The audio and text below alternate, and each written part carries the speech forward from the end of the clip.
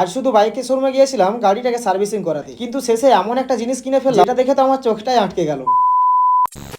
রাধে রাধে। আজ সকাল 10টা সাড়ে 10টা নাগাদ আমি আর অঞ্জন মিলে বেরিয়ে পড়েছিলাম চন্দ্রকোনা টাউনের উদ্দেশ্যে। আর আজকে রোদরা ছিল একেবারে আগুন ঝরা। হেলমেট সঙ্গে ছিল ঠিকই, কিন্তু গরমে মাঝে মধ্যেই খুলতে হচ্ছিল। আর মাথার উপর দেখো সূর্য মামা যেন টুকি মারছে। তারপর যেতে যেতে রাস্তার ধারে চোখ পড়লো পাঞ্চড়ার মায়ের এই সুন্দর মন্দিরটির দিকে। তোমাদের মধ্যে কে কে চিনো এই মন্দিরটিকে অবশ্যই কমেন্টে জানিও। কিছুক্ষণ পর আমরা পৌঁছে গেলাম চন্দ্রকোনা টাউনে। সোজা চলে এলাম বাইকের শোরুমে, অঞ্জনের বাইকটাকে সার্ভিসিং করাতে। তারপর উঠে পড়ি ওনাদের দোতলার শোরুমে। দেখি কত রকমের নতুন নতুন স্কুটি সাজানো রয়েছে। তোমরা বলো তো এগুলোর মধ্যে কোনটা তোমাদের সবচেয়ে ভালো লাগছে? এরপর শুরু হলো অপেক্ষা। বসে বসে দেখছিলাম কয়েকজন নতুন বাইক কিনেছে, আর শোরুমের লোকজন সেগুলোকে ডেলিভারি করার জন্য প্রস্তুত করছে। এবার কয়েক ঘন্টা পর অবশেষে আমাদের স্কুটিটাও সার্ভিসিং করার জন্য চেক করা শুরু করলো। তারপর কাজ শেষ হতেই আমরা সোজা চলে এলাম পার্থদার কিচিরমিচির বাড়ছে। আমার পাখিদের খাবার প্রায় শেষ হয়ে গেছে, তাই খাবার কিনতে এসেছিলাম। কিন্তু দোকানে ঢুকতেই চোখ আটকে গেল ওই অ্যাকোরিয়ামে মাছগুলোর দিকে। কত রকমের সুন্দর সুন্দর মাছ, তার মধ্যেই এই বড় সাইজের মাছটা আমার পছন্দ হয়ে গেল। আর সঙ্গে সঙ্গে দাদাকে বলে দিলাম এটা চাই। দাদাও সুন্দর করে মাছটাকে প্যাকেটের মধ্যে ভরে দিল। তারপর আর কি আমরা আবার বাড়ির পথে রওনা দিলাম। পথে ভৈরবপুরে এসে অঞ্জন বলল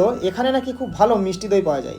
তো তোমরা যদি কখনো আমাদের ভৈরবপুরে এসে থাকো, এই ভোলানাথ সুইটসে একবার এই মিষ্টি দইটা খেয়ে দেখবে, সত্যি অসাধারণ লাগলো। আমাকে এই যে অঞ্জন বলল যে এখানে দইটা নাকি দারুণ হয়। আর এই যে জেঠু আছে, ইনি হচ্ছে এই দোকানের কর্তা মেন।